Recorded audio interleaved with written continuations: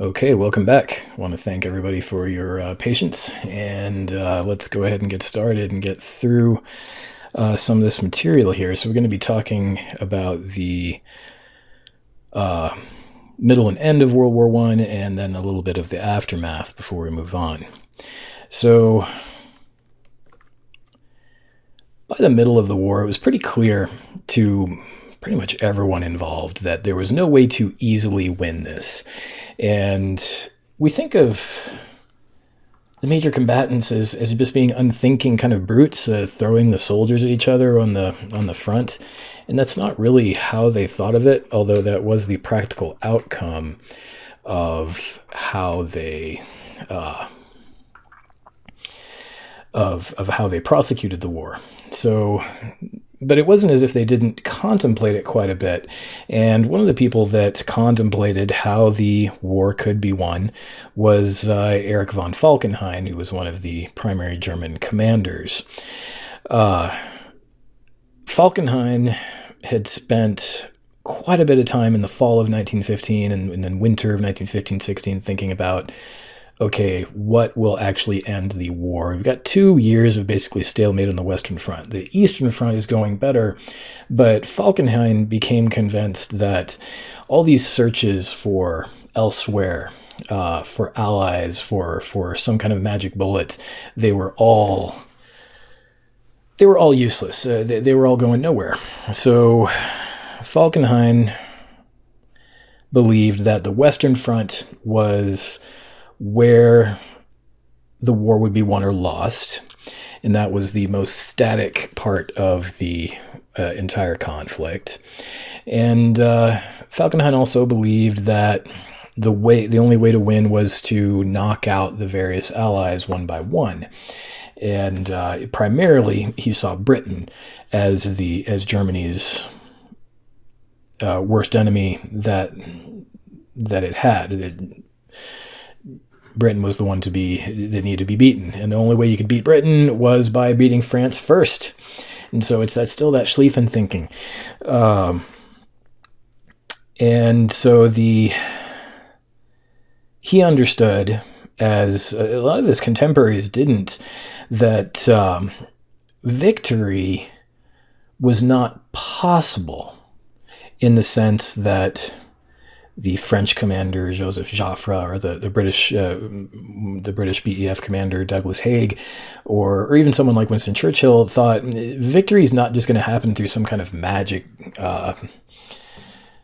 battlefield victory. It's going to happen as one industrialized power overcomes the other in a contest of strength. And that is only possible through attrition. His thinking was there is no way to win, but there is a way to lose. And you lose if you run out of the material, the will, the elan. If you run out of the goods and money and manpower needed to prosecute the war, you lose the war. So Falkenhayn began thinking about a place where you could concentrate resources, which would force France out of the war. And the place that he came up with was Verdun, which was a very logical place.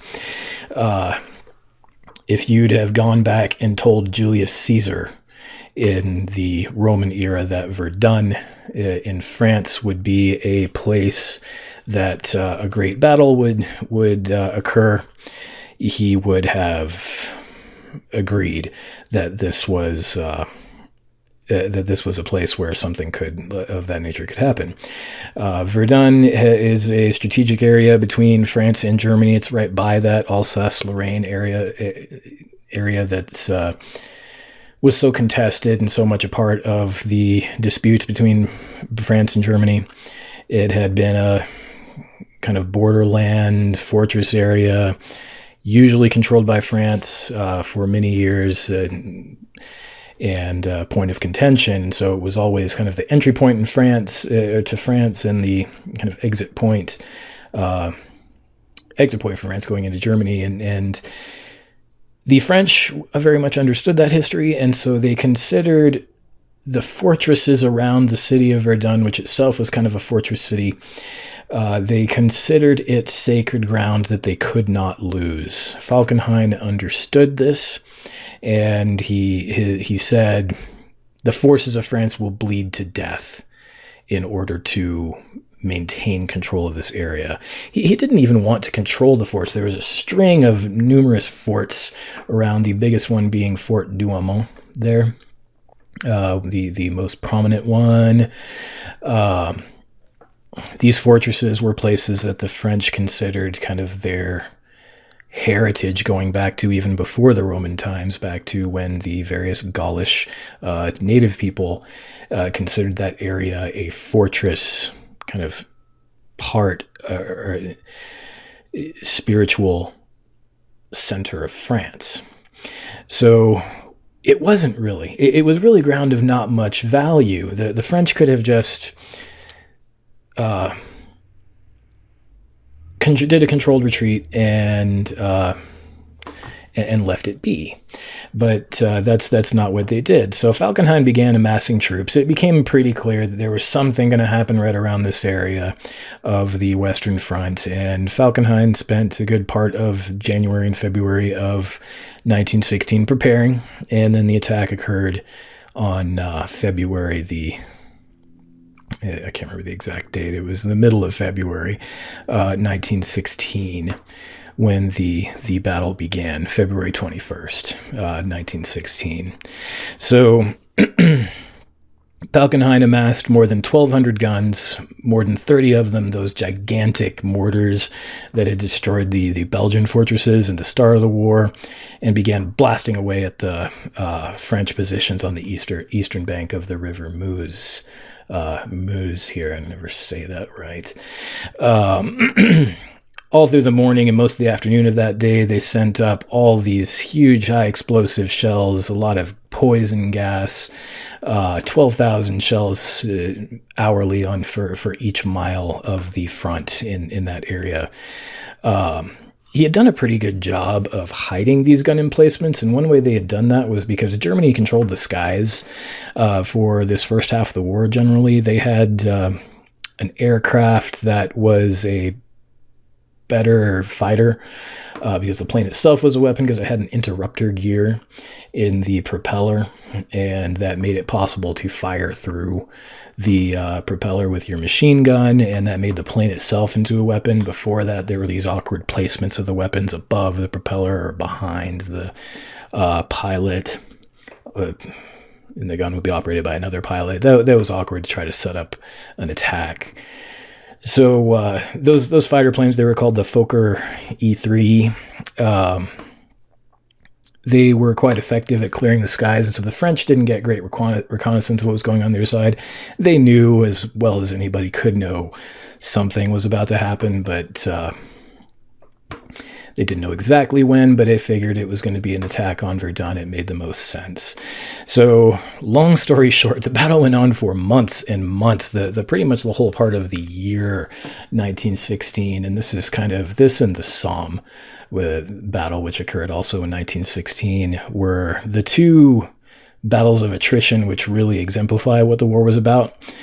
And not much ground was taken. Actually, the Germans were so successful at first, they took a little bit too much ground. Falkenhayn didn't even want to take all the forts. He wanted the French to bleed out in the forts. And instead, they had actually been so successful, and because of their control of the sky, they had pushed the French out of some of those forts that surrounded the city. So the French then took them back later, and they gauged their own offensive later in the year, and then a bigger offensive toward the end of the year, which took back most of the territory the Germans had taken. And so the battle actually became more costly than Germany ever wanted, because they started bleeding themselves. The goal was to bleed France out, not bleed Germany out, and they ended up bleeding themselves out, which was not an ideal situation.